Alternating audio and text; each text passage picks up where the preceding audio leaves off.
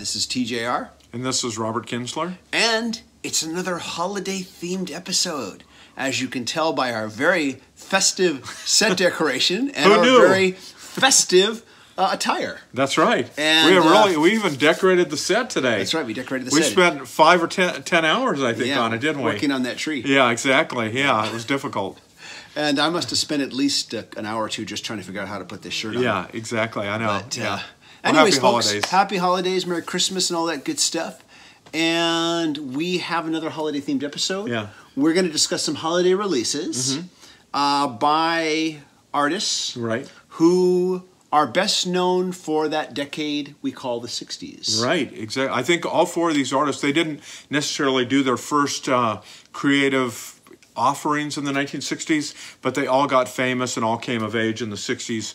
That I think you can say with certainty. Yes. You know, what a remarkable coincidence this is. It is. So it's a Christmas miracle. It is. So there's a lot of new holiday releases that have come out in 2018. But I even did a column in print about it. But I found, you know, as they were coming in in my stocking, I go, hey, a lot of these have something, and a lot of these artists have something in common. They got famous, you know, 50 years ago or so. So I thought, you know, let's bring them all together because a lot of, and these are artists that have obviously endured through the decades. So it's kind of neat that they're still making new music, and a couple of them have done Christmas albums for the first time ever. So, indeed, yeah. So let's open up the presents here. Okay. So I'm really excited to talk about the Monkees Christmas album. And, you know, what I'd say about this, it's called Christmas Party, is people might be saying, well, how did the Monkees really kind of get back together and do a new full-length album?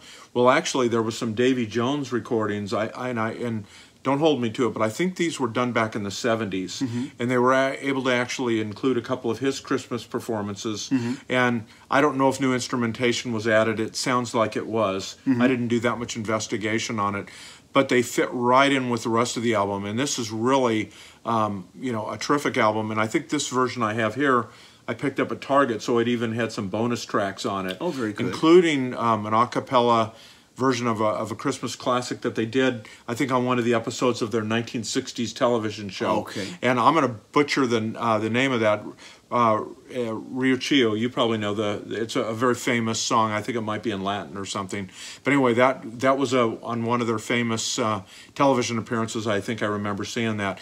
The audio of that is recorded on the album, but most of the tracks on here, at least 12 or 13 of them, are new recordings. That's what I want to know. I was kind of curious when you first mentioned it. Was this a collection of previously released material, but it's all new? The majority of this is new. Or never before released? No, the majority of it is new recordings that they've done. And matter of fact, kind of like with that great album they did a few years ago called Good Times, they actually brought in some pretty distinguished songwriters like Rivers Cuomo with Weezer. He wrote a track. Boy, I'm blanking out, but like Andy Partridge wrote a song. Oh. So they have some really heavy hitters. XTC. Yeah, exactly. Some big Monkees fans have contributed material, and the Monkees do the vocals. Now, what it looks like is most of the Monkees, whether it was Michael, Peter, or Mickey Dolenz, they did like they would be featured on tracks. It doesn't sound like the surviving Monkees got together a lot to do the tracks, but it very much has the fun feel and spirit of the Monkees, and of course that fits right in kind of with Christmas in their capable hands, you know. So are these mostly original songs then? Yes, they are. Yeah, not necessarily written by the Monkees, but they are original, but they are new original songs. Yeah, exactly. Okay. They do some covers, like I said, the Davy Jones songs. I know he does Silver Bells, and he does another one. Those are what I would say is like, you know, the traditional Christmas classics, but there are some great songs. And matter of fact, what I would say about it is my two favorite songs on there are new. And if I can look at it real quick, please. I'll tell you. So What Would Santa Do, which is a fantastic song. And then there's a song, House of Broken Gingerbread, and that I could hear on alternative rock radio today. It's so great. And the booklet is gangbusters great. It has great lyrics, you know, really colorful kind of, you know, festive artwork. You know, it's just a really, really nice package. and a great gift idea. And you too. enjoyed the music. Oh, I know the you're music a Monkees is great. fan. Yes, yes. Okay. Fans of the of the Monkees classic 1960s material will love this album. Okay. You know, and the Monkees sound great. I think, you know, especially Mickey. His voice is undimmed by time. Just a great singer. Yeah. Okay. Yeah, great singer. Excellent. Yeah. And so that might be on the top of my list along with the next album I'm going to talk about. Okay. Now, I don't think the Monkees doing a Christmas album is a stretch. Yeah. But I think this next artist, the fact that he did a Christmas album might take everybody by surprise. And that is Eric Clapton, and this album is just called Happy Christmas, and this is released by Surf Dog Records. And what I would say about this is that if you love Eric Clapton, kind of his recent albums, love kind of his approach to the blues and stuff, you're going to love this album. I mean, even when he does Christmas classics, of which the majority of these are covers, when he does that, he really makes them his own. You know, just show this real quick. Yeah. Here. Yeah, really nice package too. Again, just really good. And you know, he's really pulled off the masterful feat of recording an album that would sound not just great at Christmas, but I think if you're a Clapton fan, you could put this album on any season and you're going to enjoy it. Okay. You know, there's a real, how would I say this? A real warmth and authenticity about this album.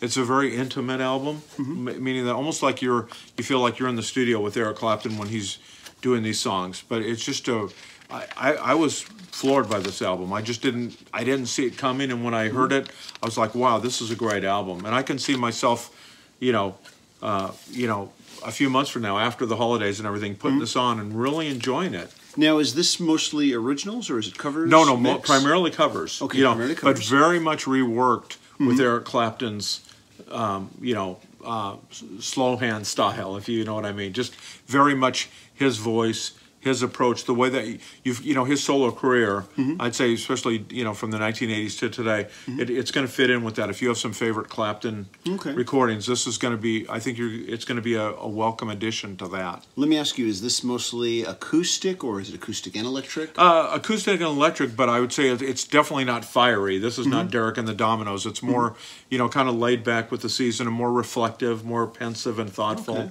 Just a really nice collection. Very cool. I'm curious now to check this one out. Yeah. Awesome. And what I was going to say, and I'm going to refer to my notes, and I really like his versions of White Christmas by Irving Berlin. Great. Totally different than any other version I've heard, but I really love that version. And, you know, the other thing is I wanted to mention, because you're wondering, oh, was this just a throwaway project? Did he throw this away? Listen to some of the players that he has on the album. Nathan East from Foreplay, one of the all-time great bassists. I know when I saw Toto, he was filling in on bass for them. Jim Keltner, who's played with everybody from Ringo Starr and John Lennon to the Traveling Wilburys. He plays drums on the album, and fiddler Dick Powell, who's very renowned for his work playing violin. Just a really good mix of players, and they've really taken a really fine approach to this, and maybe this could have been a misfire, but I'm telling you, it's a fantastic album. Good to hear. Yeah. And I don't think it's, certainly from a packaging perspective, it's not a throwaway. Yeah. Because this type of packaging is, you know, if you want to just do it cheap, you do a jewel case. Yeah. If that's what you have to do. But when you start doing these gatefolds, these mini vinyl gatefolds, printing on paper versus a jewel case, it's a more expensive. Yeah, it's a more expensive package. Yeah, and you know, and like I said, I really like that. Now we're going through all these albums, and I'm only doing albums that I would recommend. But this next album by Mike Love of Beach Boys fame. Now this one I don't put up as high as the Monkees and the Eric Clapton albums.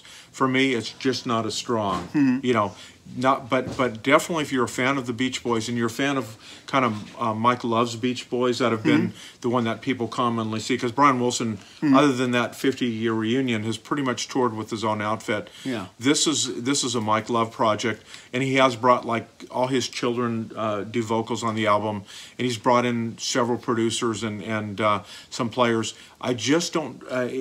You know, a couple of the tracks are excellent. Some of the other tracks are not just quite as strong, or so. But what I will say is that if you are a fan of Mike Love's Beach Boys and kind of like a 60s approach to doing holiday and Christmas classics, you know, go ahead and pick it up. Maybe listen to it on Pandora, Spotify first. See if it's up your alley. But I don't want to give people an impression like this ranks with like the Beach Boys' original Christmas album, which is a bona fide classic. And I don't. Yeah, I mean that's considered one of the all-time great pop Christmas albums. This is not that. Okay. But it's not, you know, it's not a terrible album, but you know, it's not up there with the Clapton and the Monkees collections, I don't think. I think you've stated that well. Yeah, yeah. So, but we can't finish this show Yes. without probably one of the most interesting, dynamic, and futuristic collections, and that is William Shatner's Shatner Claus. And nothing says holiday spirit to me like William Shatner. Exactly. Beam me up, Scotty. Yeah. Or should I say beam me up, TJR? Wow. But you know, I'm gonna Actually, you shouldn't say that. Yeah, that's true. I You don't know what might happen. Yeah, exactly. But you know what I have to tell you is I've actually seen William Shatner live after he did one of his albums, and Robert, I'm going to pause you for a second. I'm sold. You're sold. I am sold. That's all I need to say. It could be the worst album in the world, and I still want to hear it because it's William effing Shatner. It's the Shat. I just want to hear it, you know. Well, but Shatner has done some really cool, awesome stuff, and he's collaborated with some really cool, awesome people. Well, that's what I mean, and that's what happens here. Listen to some of the people on Shatner Claus: Henry Rollins, Brad Paisley, Joe Louis Walker, Todd Rundgren. You know, one of the great producer artists. Heck, he might be inducted into the Rock and Roll Hall of Fame here in a few months. Elliot Easton from the Cars just kills it on a version of Run Rudolph Run. And when I say kills it, I mean, everybody knows how great he was in the Cars. His guitar work here, kind of doing the Chuck Berry signature sound, it's awesome. Just for the, you know, but Billy Gibbons from ZZ Top is on this album. Iggy Pop. I mean, you get the idea. It's just I did not know this. So he's obviously, kind of like with the Eric Clapton thing, he's obviously put a lot of thought into it. It's something, you know, you're going to have fun with. This is not going to, you're not going to be getting rid of your Johnny Mathis and Nat King Cole collections. This is something very different than that.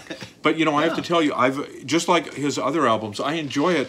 He brings this theatrical and overly dramatic style. His sense of fun. Yeah, his sense of fun. And he has fun with it, and he has fun with Christmas. And, you know, it's a really good album, and I really recommend this one. I am already anxious, very anxious to hear it. I think you're going to be playing it right when we wrap up the shoot, I TJ. probably will ask that you play it. Exactly. We're going to be blasting this one out of the speakers. Hear it. Yeah, the Shat. We all need a little Shatner during the holiday season. While you drink your glass of eggnog with whatever you're putting in it. Exactly. So, but that kind of wraps up the 60s.